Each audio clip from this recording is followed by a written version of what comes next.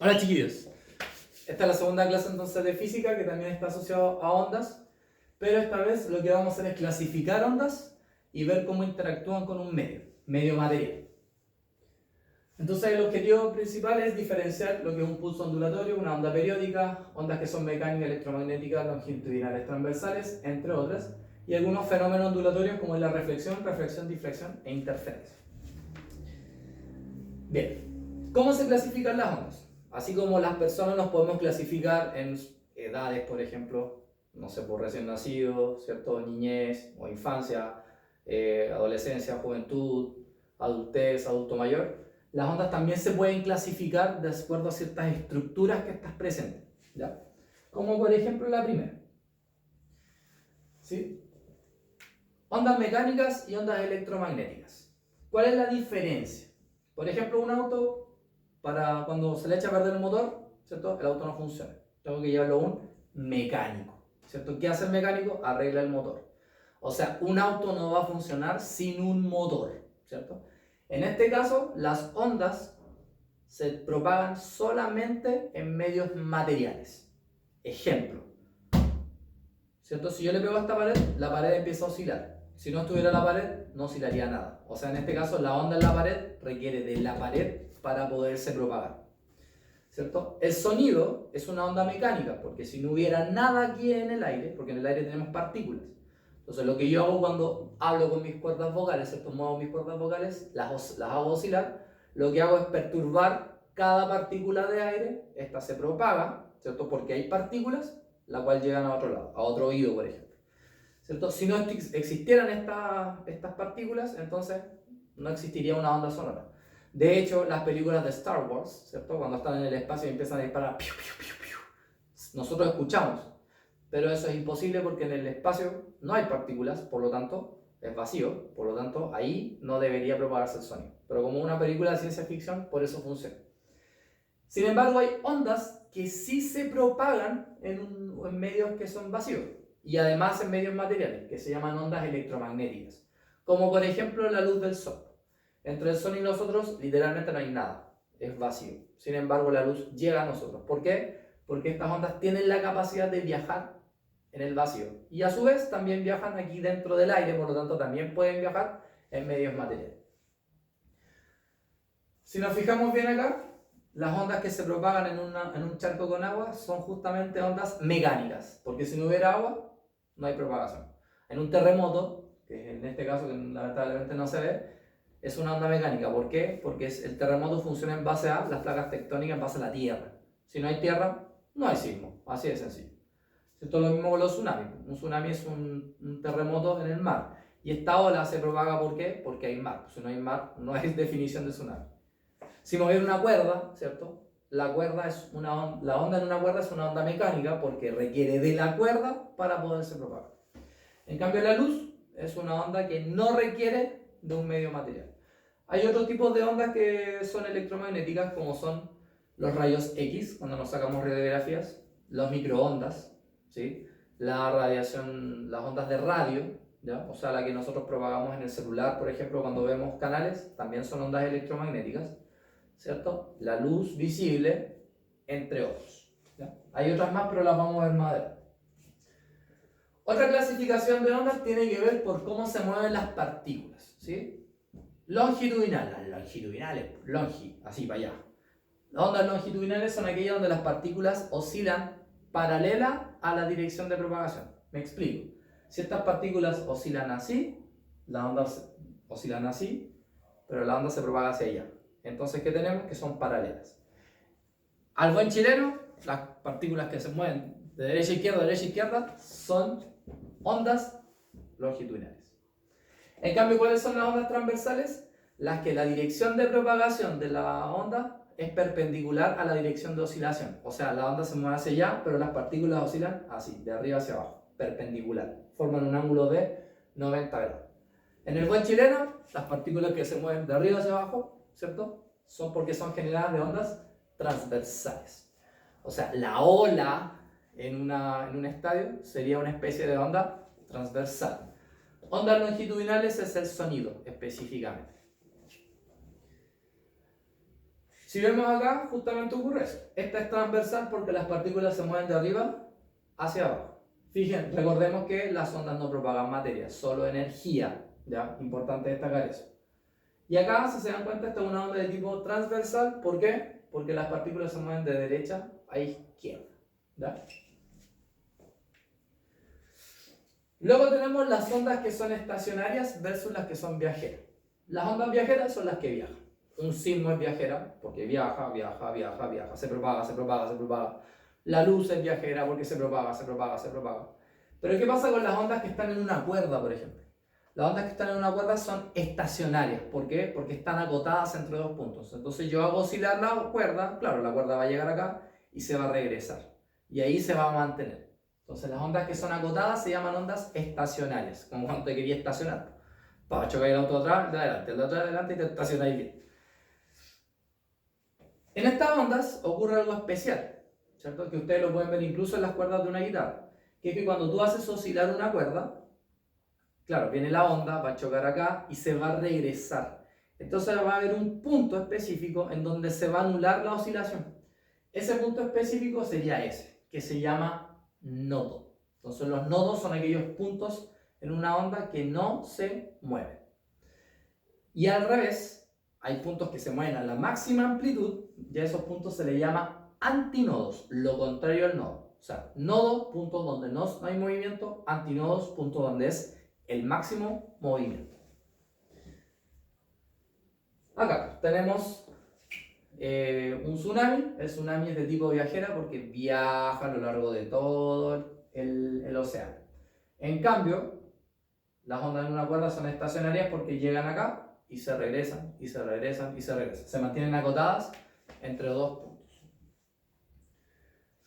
Luego tenemos las ondas que son periódicas versus las que son las que son no periódicas. Periódicas significa que se repiten en el tiempo el mismo patrón. En cambio, no periódicas son las que no se repiten en el tiempo. Es muy raro encontrar ondas no periódicas, existen. Pero como estas son muy difíciles de estudiar matemáticamente, nosotros nos vamos a enfocar directamente en las ondas que son periódicas. De acá nace un concepto importante que es el pulso. ¿Qué es un pulso? Generar una perturbación.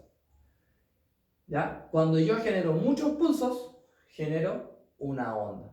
Entonces pulso, onda. Pulso, una sola, onda, muchas perturbaciones. Por ejemplo acá, este es un movimiento que es periódico. ¿Por qué? Porque va, viene, va, viene.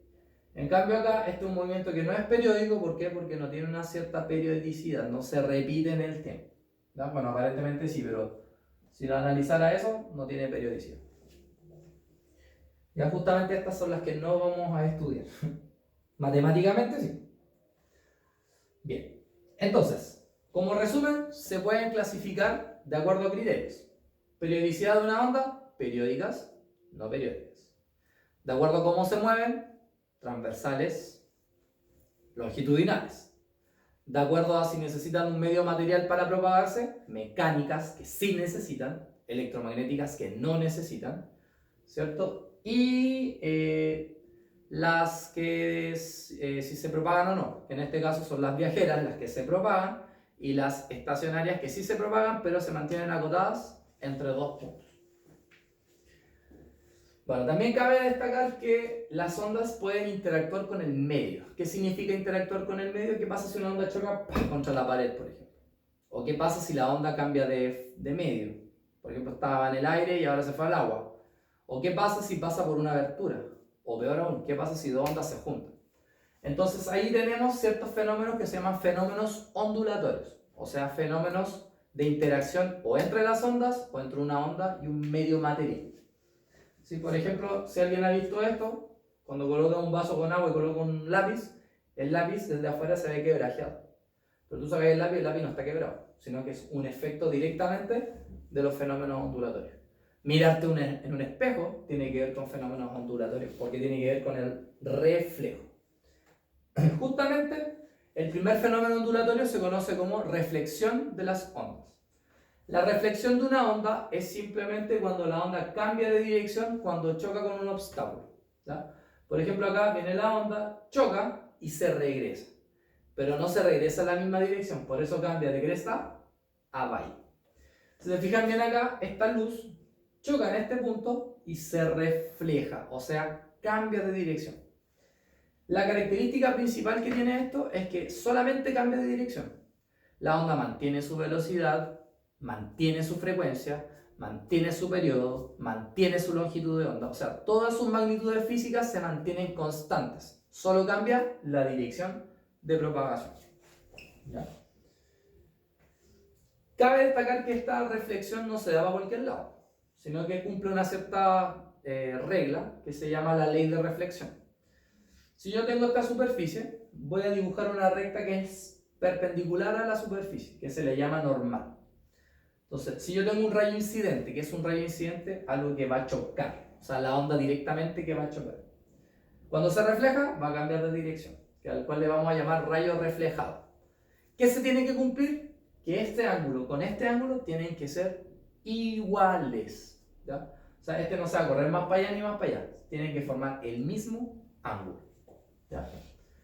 Por ejemplo, acá las telecomunicaciones funcionan de esa forma, porque yo tengo un satélite que manda una señal, choca, cambia de dirección y llega al otro satélite. ¿Sí? Otro fenómeno ondulatorio se llama refracción. La refracción de una onda es cuando las ondas cambian de medio, como por ejemplo en el caso de la cuchara, como les decía, porque la onda estaba acá en el aire y ahora pasó a estar en el agua. Entonces hay un cambio en el medio. ¿Ya? Aquí, ¿qué pasa? Pasa que la onda cambia de dirección cuando se refracta y curiosamente aquí cambia la longitud de onda. Fíjense que la separación entre las rayitas cambió. Cambia la rapidez, puede aumentar o puede disminuir. Eso por el momento no lo vamos a estudiar tan a fondo. Pero ocurre algo curioso. Hay algo que nunca cambia, que es la frecuencia. En la refracción la frecuencia jamás cambia. La única forma de que la frecuencia cambie es que cambie el motor. O sea, el motor está más rápido, claro, la onda va a oscilar más rápido. Pero directamente por refracción no hay cambio en la frecuencia. Ojo, ese es un punto importante, anótenlo por ahí. En la refracción la frecuencia nunca cambia. Si se van a dar cuenta acá, efectivamente la onda cambia de velocidad, cambia de longitud de onda, pero la frecuencia va a seguir siendo la misma. Cambia de dirección también, por supuesto, pero sigue siendo la misma. Otro ejemplo acá que también se puede dar es cuando estamos en una piscina. Entonces, a veces se me cae no sé, una moneda a la piscina, entonces, uy, la moneda está ahí. Entonces voy a pisarla y no está ahí, está más allá o más acá. ¿A qué se debe eso? A que yo estoy mirando desde el aire, pero la luz pasa al agua y ahí ocurre refracción. Y por eso tengo esa aparente percepción de dónde está la moneda. Otro fenómeno se llama difracción. La difracción es cuando una onda choca con un obstáculo, al igual que la reflexión, pero este obstáculo tiene un pequeño orificio. Entonces, ¿qué pasa? Que la onda, claro, va a haber una parte que se va a reflejar, pero la onda dice, por aquí puedo escapar. Entonces, ¿qué hace la onda? La onda escapa. Pero ¿cuál es el detalle? Si la onda escapara en la misma forma original, va a escapar así, ¿cierto? Y aquí la onda ocupaba todo el espacio. Entonces la onda dice, no, pues, lo que voy a hacer es cambiar de forma. Entonces, de ser una onda plana, va a pasar a ser una onda circular. Detalle importante acá, cambia solo la dirección de propagación. Se mantiene la frecuencia, se mantiene la velocidad, se mantiene la longitud de onda, pero sí cambia la forma de la onda. ¿Sí? Como lo podemos ver acá. Un megáfono funciona de esa forma, porque yo hablo en una dirección y esta se esparce en muchas direcciones. Y por último, tenemos lo que es la interferencia. Una interferencia es simplemente cuando dos ondas se juntan, ¿ya? Siempre les doy como ejemplo el caso de, si es que vieron alguna vez Dragon Ball Z, cuando se fusiona Gohan, o sea, Goten con Trunks. Entonces cuando ellos hacen fusión y hacen esto, ¿cierto? ¿Qué pasa? Que se convierten en un ser más débil.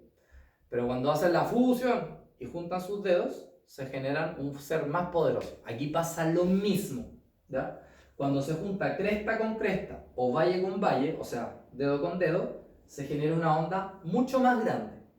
En cambio, cuando se junta cresta con valle, o sea, así, lo que tenemos es una onda que se llama destructiva, porque se destruye la onda, ¿ya? Esta se llama constructiva. Ahora, ¿cómo sé que es constructiva? Porque si esta tenía una amplitud de 3 y esta tenía una amplitud de 2, la nueva onda va a tener una amplitud de 5. Se suman las amplitudes. En cambio, es destructiva porque si esta tenía una amplitud de 3 y esta tenía una amplitud de 2, ahora se van a restar y me va a quedar 1. Y si son de la misma amplitud, obviamente se anulan y eso me da 0, o sea, nada.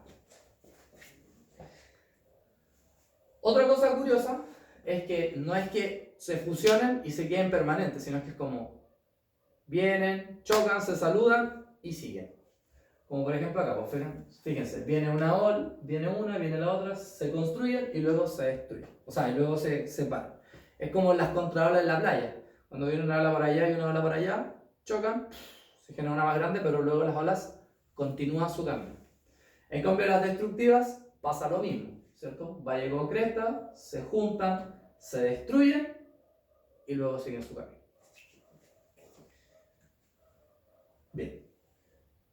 Bueno, como resumen, los fenómenos ondulatorios, 4. Reflexión, cuando una onda choca con un obstáculo y este cambia de dirección manteniendo todas sus magnitudes estables.